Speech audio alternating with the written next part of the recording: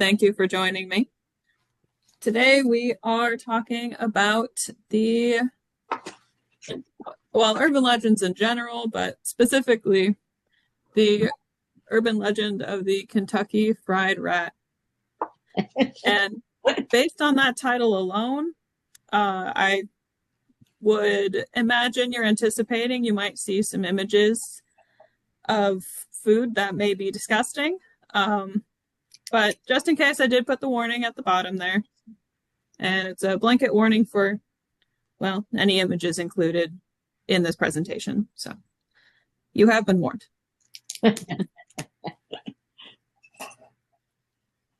So I figured it'd be appropriate to start off just generally going over some of the characteristics of an urban legend.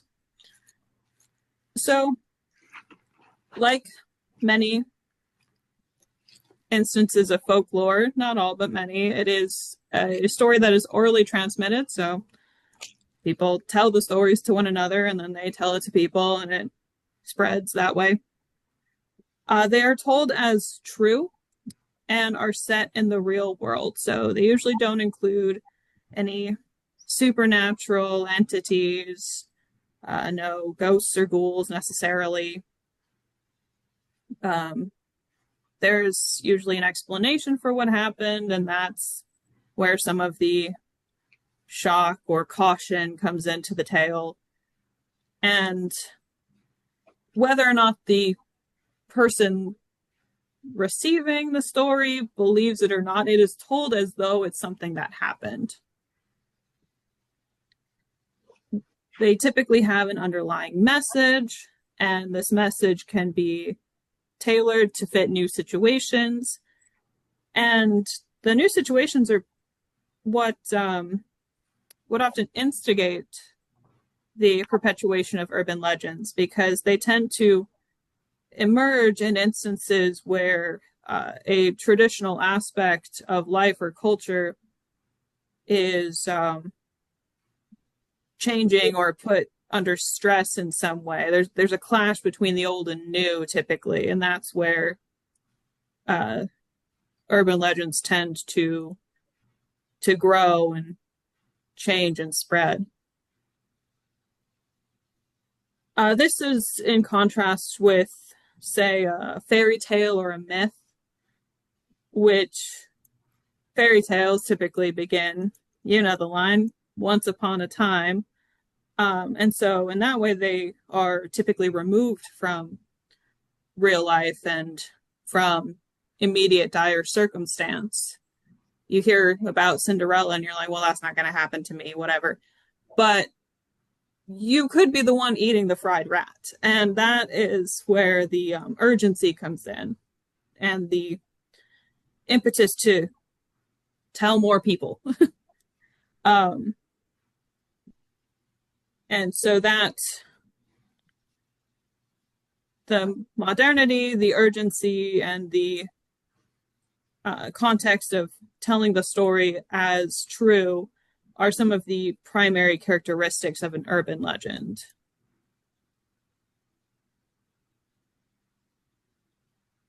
So we've got a number of examples of the Kentucky Fried Rat urban legend here. This folklorist, Gary Allen Fine, he did basically the paper on the Kentucky Fried Rat urban legend, and he recorded in that paper from 1980 115 iterations of this urban legend. So we're not going to read all 115. We don't have time for that, but I did pull out several examples to look at here.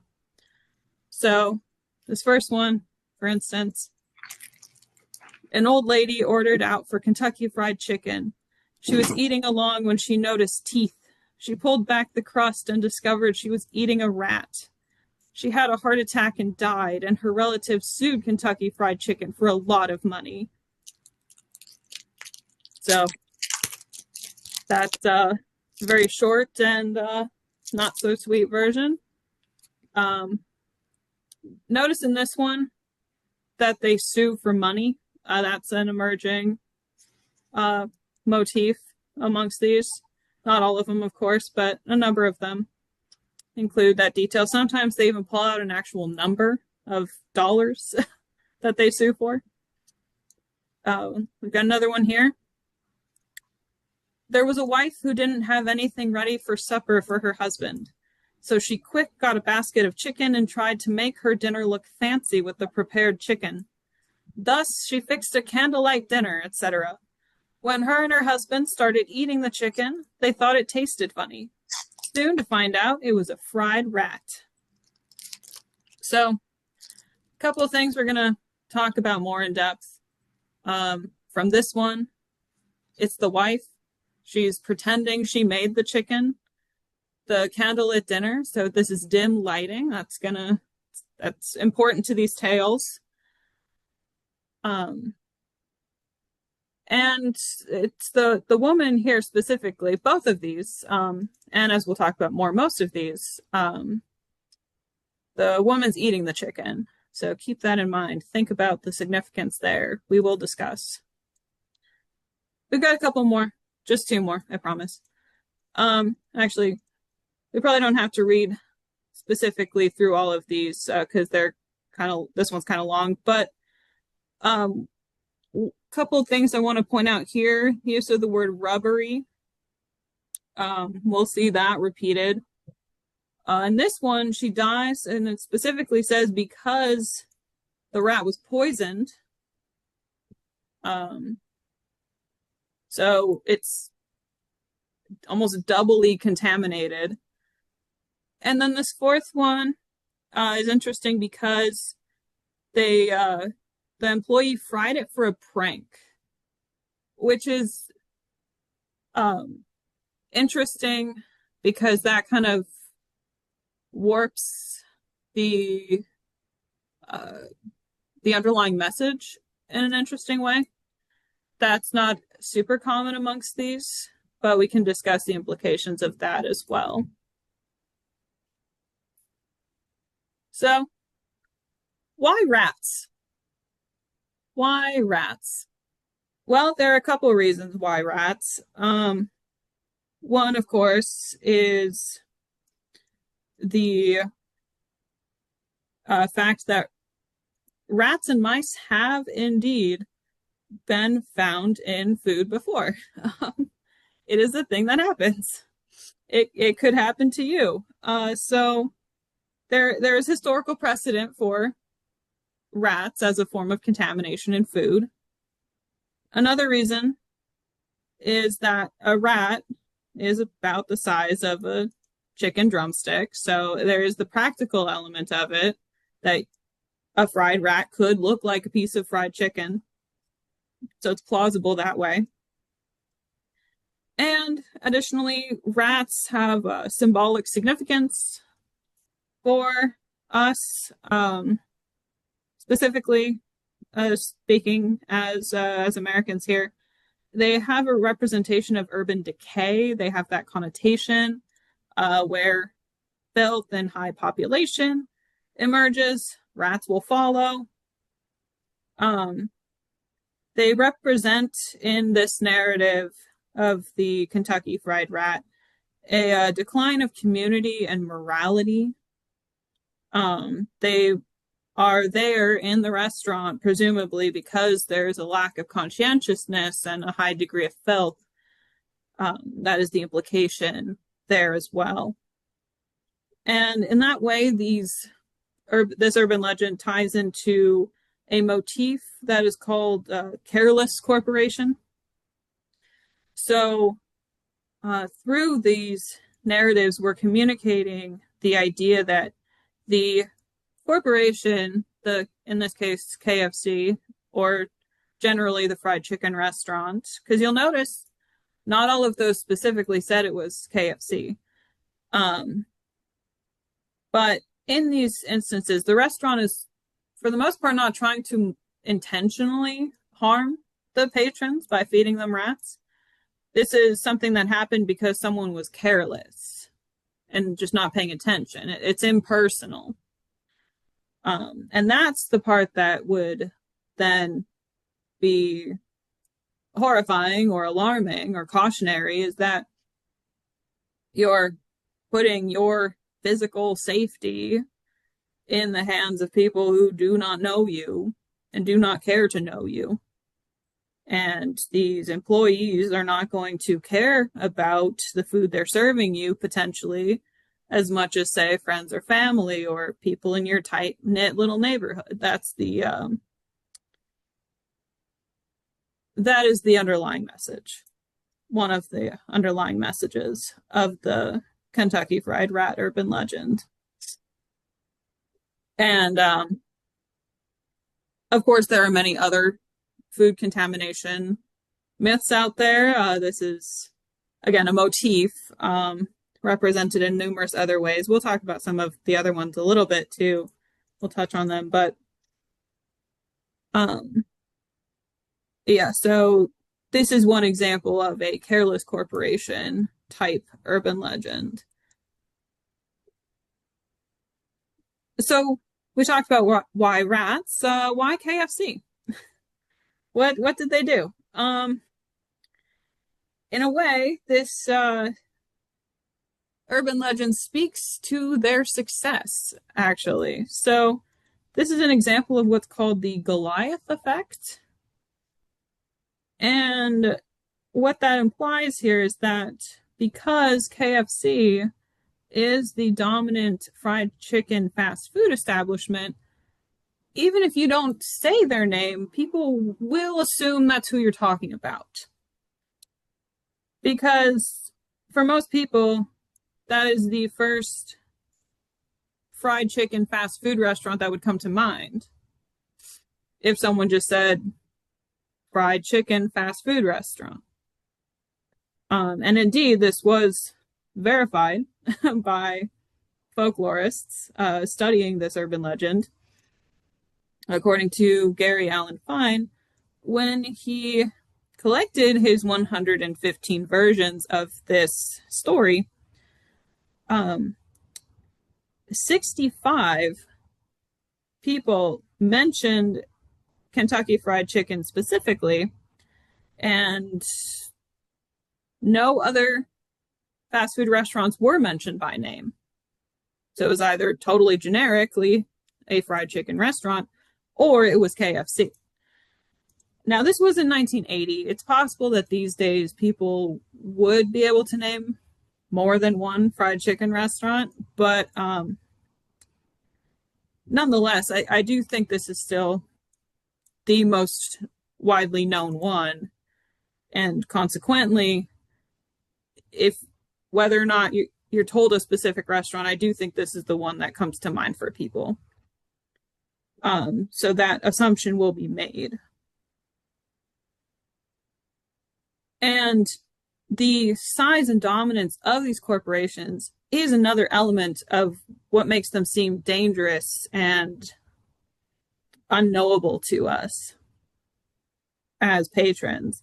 So the inclusion of the dominant corporation in these narratives is what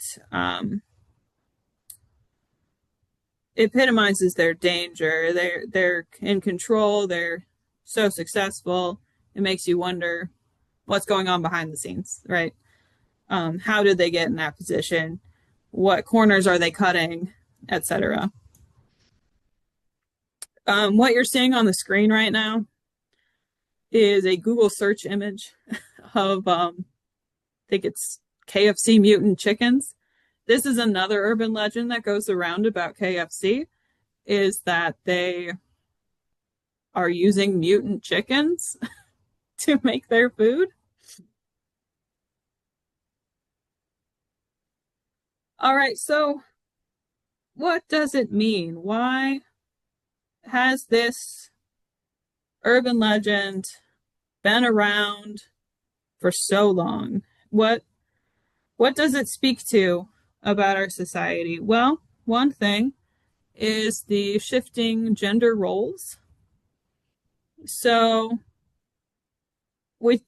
I told you to put a pin in that. Why is it mostly the women eating the rat. Yeah, in the collection, in Gary Allen Fine's collection of these stories, 81% of the victims, i.e., the person eating the rat, are female, 13% are male, and in 4 of the stories, both man and woman eat the rat. So clearly, there is a dominant trend for the woman in the couple, speaking heteronormatively here.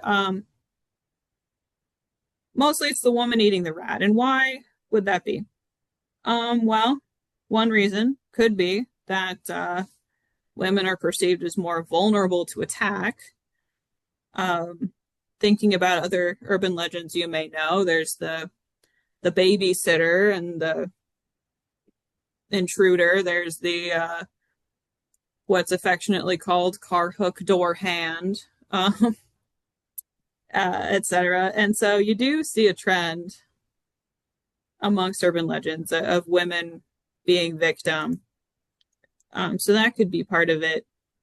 Secondly, there's the idea that there's a sort of symbolic punishment at play here.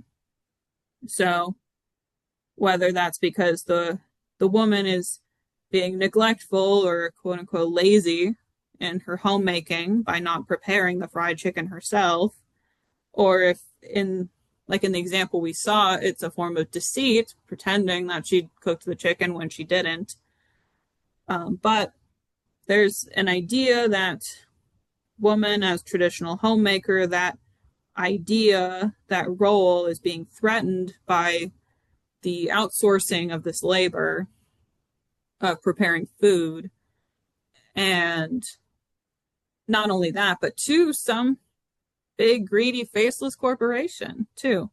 So it could be a form of symbolic punishment in that way, that she took the easy way, or she's neglecting her family by letting strangers feed them, and that's not good.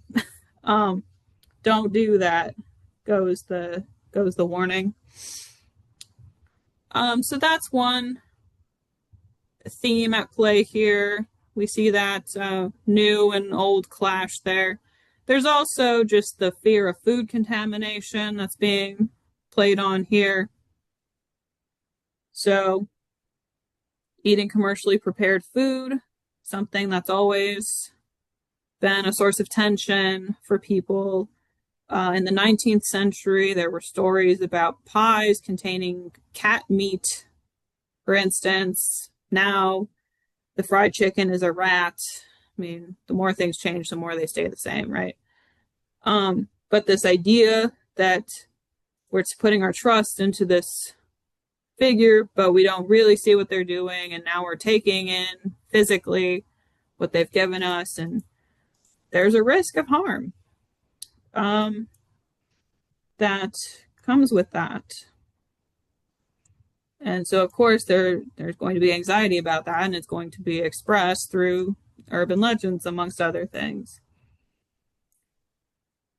Also, with the food contamination, the idea of eating a rat, at least in America, where it's generally not done,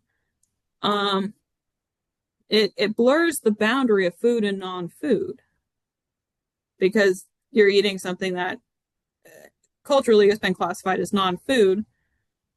Of course, there are places where people do eat rats, but not so much in most of the states. So it grosses us out to think about it. And by doing that, by blurring those boundaries, it causes tension in intergroup and infragroup relationships. So if you're not eating like the members of your group, well, then it questions your sense of belonging. It's a very uncomfortable experience.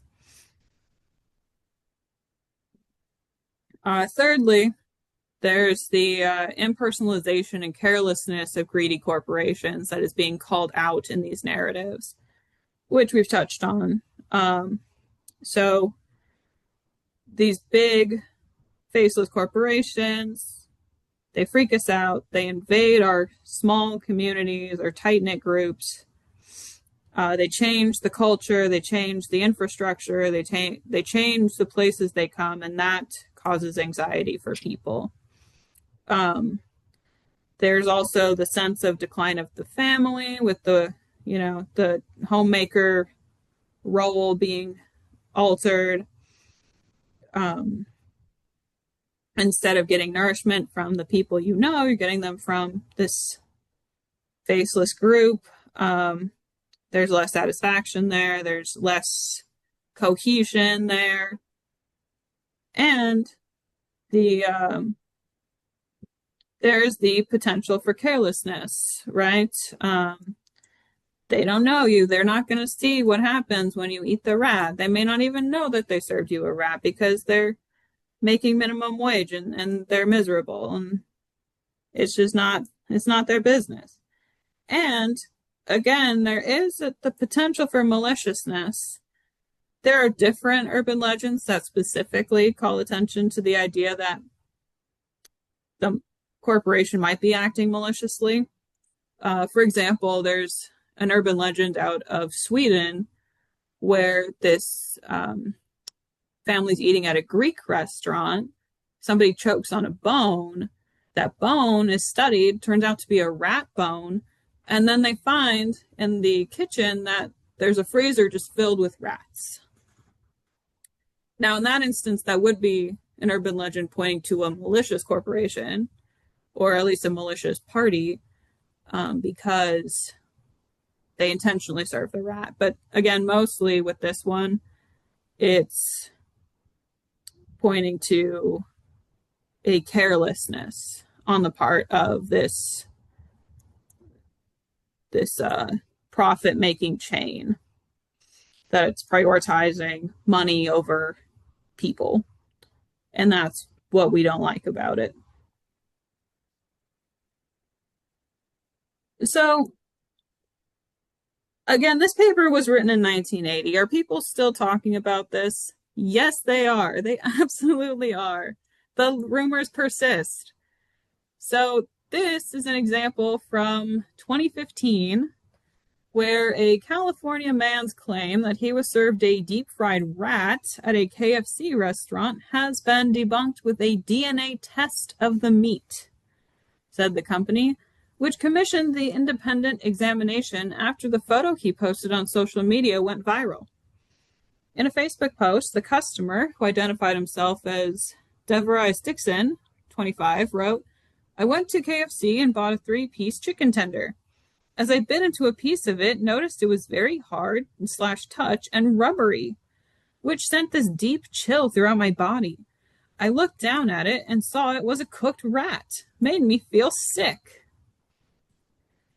And so I told you to keep an eye on the word rubbery. This is why, because we'll notice some parallels here. So he goes to KFC, he buys the chicken, he eats it, it's rubbery, he gets this deep chill, and then he feels sick. So yeah, this beat for beat, this is just like all those other iterations we saw. He could have borrowed it from the article. And of course, he tried to take him to court. They had to publicly do this DNA test and share that it's not true. It was chicken. So we see that people still spread this rumor or attempt to. And it's still about KFC. They're still the ones that are being accused here because they're still the dominant corporation for fried chicken. And it's still something that they have to address sometimes. I mean, most of the time, these rumors, I mean, they're just urban legends. They don't necessarily have a huge impact on these corporations. Clearly, they don't. They're still thriving. But it does sometimes affect their sales, even a little bit. And they do sometimes have to publicly address these claims, like in this example. This is from ABC News. Um, oh, for reference, this is the picture that was circulating. It's rat shaped if you think about it. Now, here's a similar instance from 2019. This was a mouse that was allegedly found in an Applebee's spinach and artichoke dip. You might remember this. I certainly remember this going around on Twitter. But then the question becomes, well, where did you see it? Did you see it on Twitter, or did you see it on Instagram or Facebook? What year did you see it? Was it 2019? Was it 2024? And what city was it in that you saw it? Could be quite a number of answers there. The only thing that they all have in common is that you probably saw this picture. And now maybe you remember reading about it from a news source online. I certainly thought I did. But when I went to investigate it, to try to find some of those articles, no, they're not there. No newspaper picked up this story of the Applebee's mouse. Trying to find the original and any specific names or locations is kind of a challenging endeavor. So yeah, I would argue that this is just another version of the Kentucky Fried Rat. The Applebee's mouse, the Fried Rat, they are siblings, I would say. So I promised I would mention some other food contamination urban legends, and here we go. So another common one is the mouse in the Coke bottle. Because Coca-Cola is such a huge corporation with such a long history, it amongst folklorists, it kind of has its own category. It's called folklore. Just collections of myths and legends related to Coca-Cola. And this is a popular one, is the mouse in the Coke bottle. We have the urban legend that bubble yum is made with spider eggs. This one, as you can see, was so prevalent that it had to be addressed in the news. They had to send out this article. Someone is telling your kids very bad lies about a very good gum, they said. So that is an example of where it was affecting the company to the point where they did have to publicly address it. Couple more. There's the rumor that McDonald's puts worms in their hamburger meat. Of course, McDonald's is so big, people had to say something about it. So this is one. Sometimes it's kangaroo meat as well. It's another one that goes around. Interestingly, worms and kangaroo, their meat costs more than beef in the US, at least. But it's not about that, is it? It's about the fact that in the US, we do not typically eat worms or kangaroos. So it still feels like a contamination. The idea that those would be there, especially when you weren't told they would be there. This last picture represents the urban legend that there is cat flesh being served in tacos in insert Mexican restaurant here. This one is not necessarily tied to a regional chain. It's not like, oh, it's Taco Bell or something. Um, this one, and that's because this urban legend is fulfilling a slightly different purpose, which is the um, idea of the quote unquote foreigner, right? We have this fear of the other, and that's what this one plays on. Um, and because of that, it's not tied to a corporation, right? This one is tied to a local chain or a local restaurant, single restaurant in your area, and you don't trust them, so they're probably serving you cat flesh. Is the thinking there? Um, yeah. So that is the end of the PowerPoint. And I would be interested to hear about any questions you have or any maybe similar urban legends you know of, if you'd like to share them. What horrible things or a friend of yours found in their food.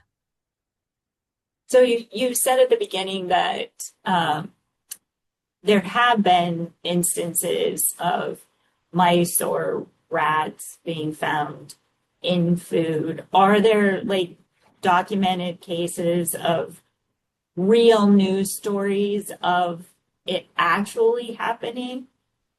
Not necessarily a Kentucky Fried, but just in general, where someone truly found some kind of mouse or rat in a corporately produced food item. Uh, Short answer, yes. But the interesting thing even about that is that it is something that's kind of hard to verify.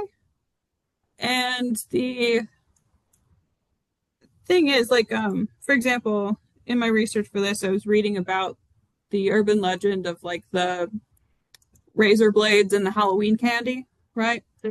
Right. Um, Now there are many reported incidents.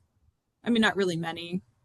Most there have been are like maybe 12 in 1 year, but like there are incidents that are reported, and sometimes things do go to court.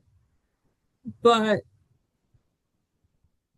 newspapers sometimes they report on things just to report on them, quite frankly.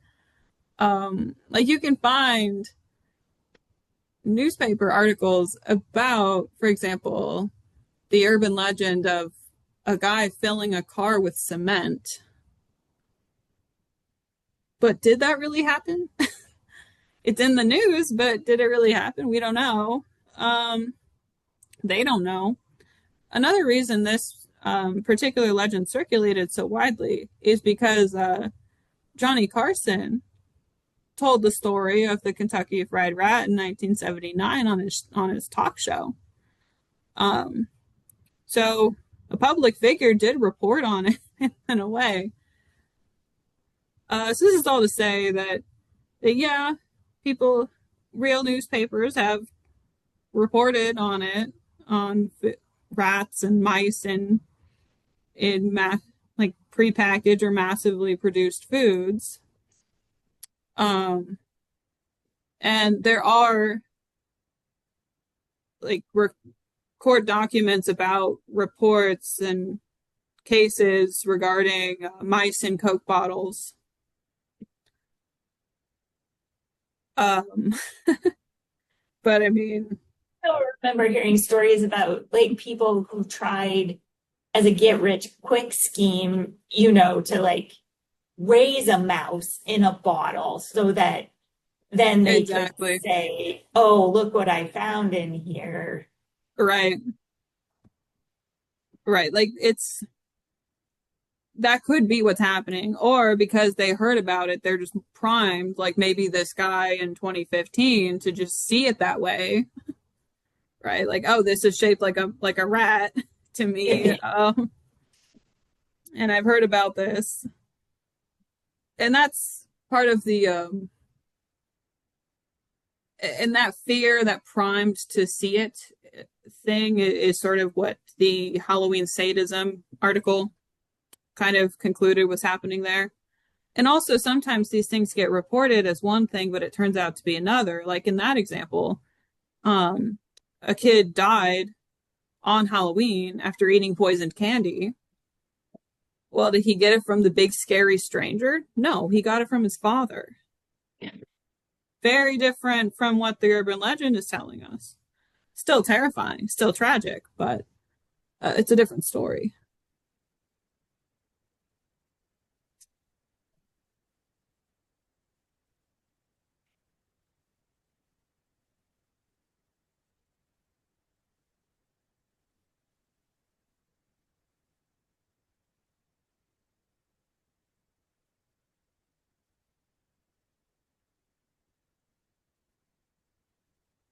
Trying to think of other ones. I think there was one about like, I don't know, someone found like a finger in some chili or something.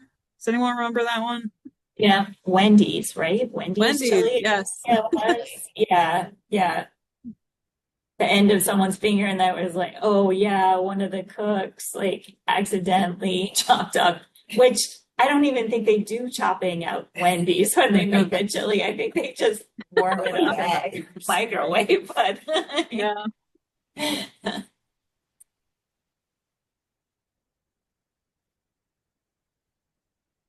yeah, those are the three main ones that the mouse, a rat in the Coke bottle, the finger, and yeah, a mouse or a rat in the food. Mm-hmm. Sabrina, there's one I wanted to ask you about. It's not food contamination. I think was it Neiman Marcus and the chocolate chip cookie recipe? Are you familiar with that one? I think this was probably from the 70s or 80s, where a woman wanted the recipe they got served some chocolate chip cookies, and the person wanted the recipe. And when the woman got the woman, she got her credit card statement, and it was like they charged her $700 for the recipe. Oh And my goodness. so to get back at the company, she made copies of the recipe and gave it to all of her friends, for free. And I've had someone tell me the story that was her aunt, that this happened to, and all this. And so it's just interesting that people pass these off as the truth, and that they really think that it's the friend of the friend, or my sister-in-law, this really happened to them. And it's fascinating to me when absolutely. people tell these stories for the truth. It's just so ridiculous, to most people. It just is interesting.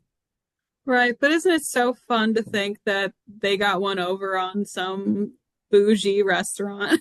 Exactly. Yeah, exactly. Yeah. Now, I love that you brought that up, because I've heard that same skeleton of a story, the kernel story is what they call it in like amongst folklorists, but in the version that I saw, it was a red velvet cake, and it was the Waldorf Astoria in New York City.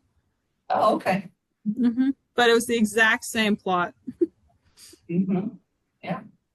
And the dollar amount changes sometimes, but yeah, same basic idea. Yeah. Must be just where an area of the country you're from and what store is prevalent. Yeah. Can you hear me? Yeah. Oh, okay. This is Amy. I don't know how this all shows up. Since I'm in my sort of lounging, I thought I maybe not show my picture. But looking at these three pictures on the screen makes me really, really glad that I rarely go out to eat.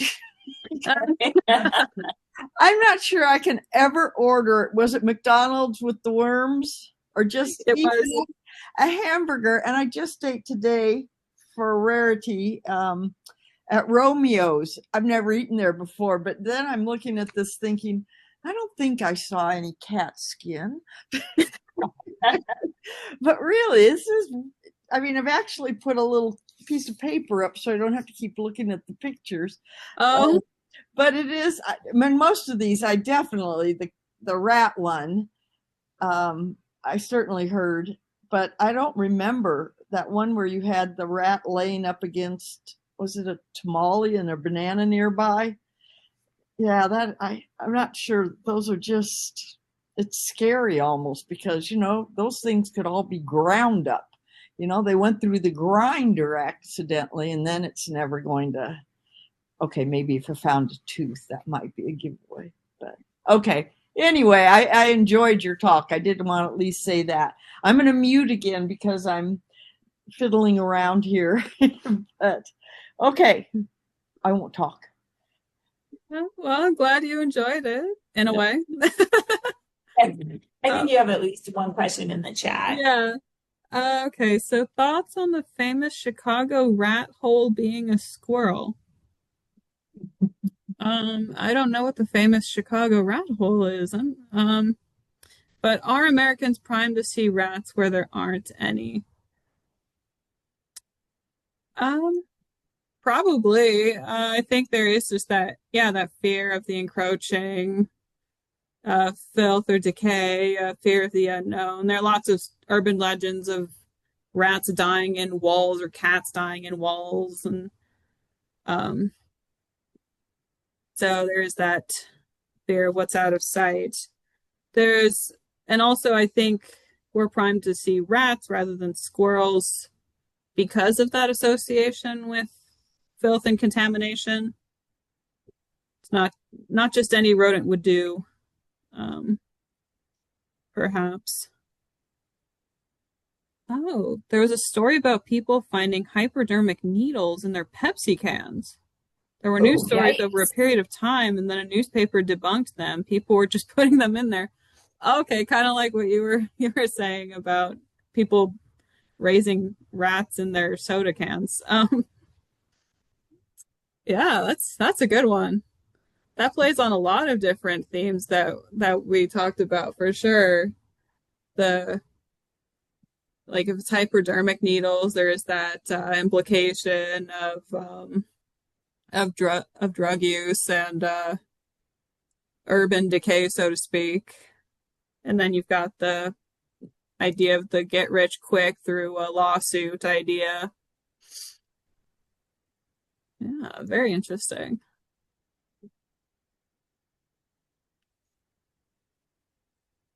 I also find it interesting that it's Pepsi.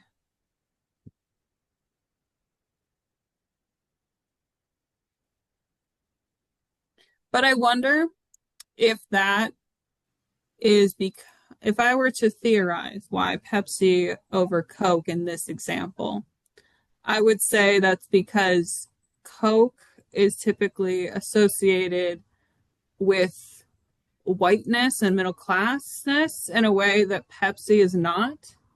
And bringing that that fear of drug use into it, I think that is being associated with the lower class there.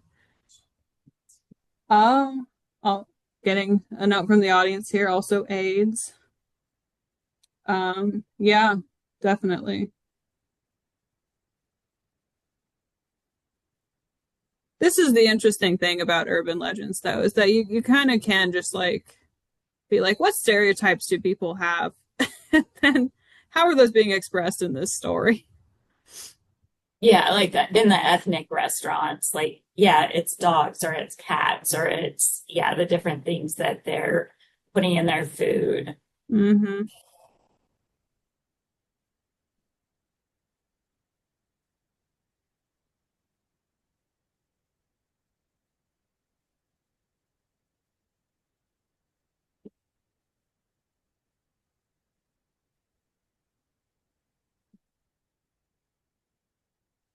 Are there any other questions? Thank you so much, Sabrina. We really appreciate it. It was very disturbing, but interesting. Thank you. Thank you.